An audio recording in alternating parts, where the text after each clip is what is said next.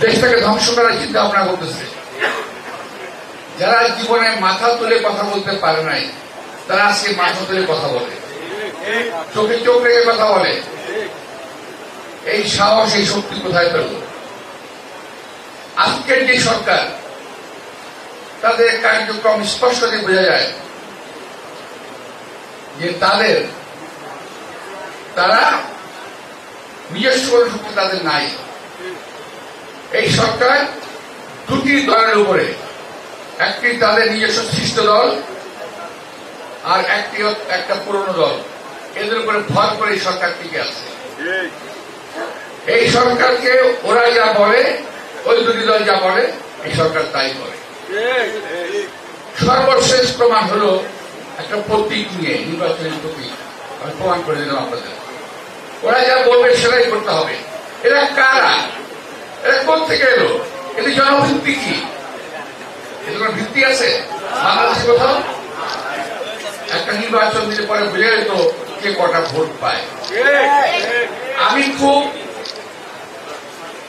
খুব আশঙ্কা করছি এই দলগুলোকে জেতানোর জন্য সরকার যে কোনো অবৈধ প্রক্রিয়ার আশ্রয় নিতে পারে।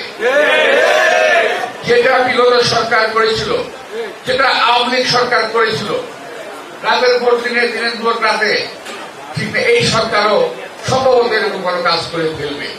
নইলে এই সমস্ত অনাকাঙ্ক্ষিত লোকজন, এই দেশের জনগণ যাদেরকে প্রয়োজনীয় মনে করে না, তারা আজকে লম্বা লম্বা কথা কিভাবে বলে আমি বুঝতে পারি না। যারা বাংলাদেশকে স্বাধীন করলেন, তারা বাংলাদেশ শাসন ভাষা আমি বুঝি না। যারা ওই সময় পাকিস্তানকে চায় না, 1947 সালে তারা পাকিস্তানের বিরোধিতা করেছে, 1971 সালে বাংলাদেশের বিরোধিতা করেছে, 1996 এবং আরো কয়েকটা সময় এই দেশের জনগণের মানুষের স্বার্থের কথা বিদ্রোহ কথা হয়েছে। ওরা আজকে লম্বা লম্বা কথা বলে, আজকে ধর্মের দোহাই দিয়ে দেশটাকে বিভক্ত করার চেষ্টা করছে তারা, জাতিকে বিভক্ত করার চেষ্টা করেছে তারা। আমি একটি প্রসঙ্গের কথা বলতে চাই। এখানে যখন শহীদ রাষ্ট্রপতি জিয়া রহমান এই দল গঠন করেন, আমার সঙ্গে ওনার বয়সের সম্পর্ক অনেক ছিল, অনেক গ্যাপ ছিল, অনেক গ্যাপ। সামনে বসে কথার মতো অবস্থা আমাদের ছিল না। তবুও শহীদ রাষ্ট্রপতি জিয়া রহমান ছিলেন একজন বিশাল মানের অধিকারী মানুষ। উনি ছোট বাচ্চা থেকে বুড়ো বলতো সবার সঙ্গে উনি কথা বলতেন, মোকাবিলা করতেন। তো আমাদের সঙ্গে যখন প্রায় কথা হতো, জামতাঞ্জলি করি, আমি একদিন প্রশ্ন করেছিলাম যে স্যার, কিছু স্বাধীনতা বিরোধী লোক, কিছু মুক্তিযুদ্ধ বিরোধী লোক, এদেরকে ধরা নিচ্ছেন, এটা কি হচ্ছে? এটা কি দেশের ভালো হবে? তখন তিনি বললেন গম্ভীর গলায়, যে তুমি তো কথা বুঝতে পারবে না, আমি তো একজন মুক্তিযোদ্ধা, আমি তো লড়াই করেছি, এই দেশকে স্বাধীন করেছি, আমি মেনে নিচ্ছি, তোমার মেনে নিতে পারো না কেন? আমি মেনে নিচ্ছি এই কারণে, একটা কথা মনে রাখবে, জাতিকে বিভক্ত করে কখনো দেশের মঙ্গল করা যাবে না। জাতিকে বিভক্ত রেখে দেশের মঙ্গল কখনো হয় না। সুতরাং জাতিকে ঐক্যবদ্ধ হতে হবে। আমরা সেই দলের রাষ্ট্রপতি দল করি। আমরা জাতিকে বিভক্ত হতে দিতে চাই না, আমরা জাতিকে বিভক্ত করতে পারি না।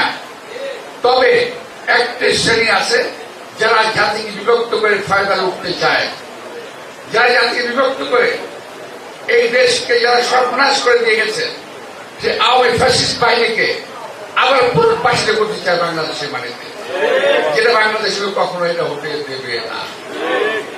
আপনার খেয়াল করে দেখবেন, তারা আসলে এত লাফাচ্ছে কেন?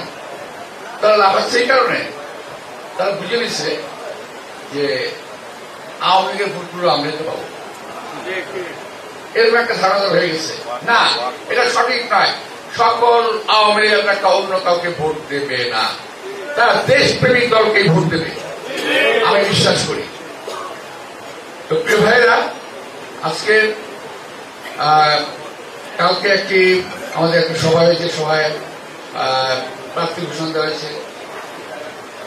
আমার খুব ভালো লাগছে। আমাদের অত্যন্ত আমার এই বয়সে কিংবা আরো কম বয়সে আমি প্রথম পার্লামেন্ট নির্বাচন করি 1991 সালে।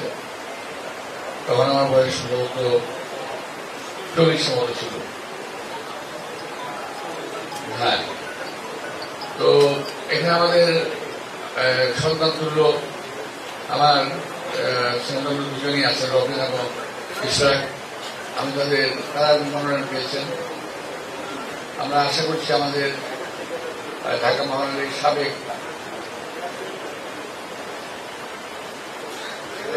সাধারণ সম্পাদক, আমরা তার মনোনয়নটা আশা করি যে আমরা তার মনোনয়নটা পাবো, ঢাকা শহরে পাবো অবশ্যই। তো আমাকে মনোনয়ন দেওয়া হয়েছে। তো আমার চিন্তা বিষয় হচ্ছে আমাদের সিরাজপুর যারা পেয়েছে তাদের জন্য, এবং নতুন পুরনো মিলে আমার মনে হয় যে মনোনয়নটা হয়েছে একটা সুন্দর মনোনয়ন হয়েছে। হ্যাঁ, নিঃসন্দেহে অনেকে আঘাতপ্রাপ্ত হয়েছে, কষ্ট পেয়েছে। চেয়ারম্যান সাহেব যেটা করেছেন ভেবেচিন্তে করেছেন। আমরা অনেকটা সুবিধার চেষ্টা করেছি, উনি গ্রহণও করেছেন। তো এখন একই জায়গায় তো অনেক ভালো ভালো প্রার্থী থাকতেই পারে, তো একটা মধ্যে একজন নিতে হবে। তো উনি সেটাই করেছেন। তো আমরা সবাই মিলে যদি কাজ করি, আমরা যে নির্বাচনী বিশাল একটা যাত্রার নির্বাচনী পক্ষে আমরা রওনা হয়েছি, সেখানে আমাদেরকে জয়লাভ করতে হবে। সেটাকে মাথায় রেখে আমরা সবাই একযোগে কাজ করব, এরকম চিন্তা করতে হবে।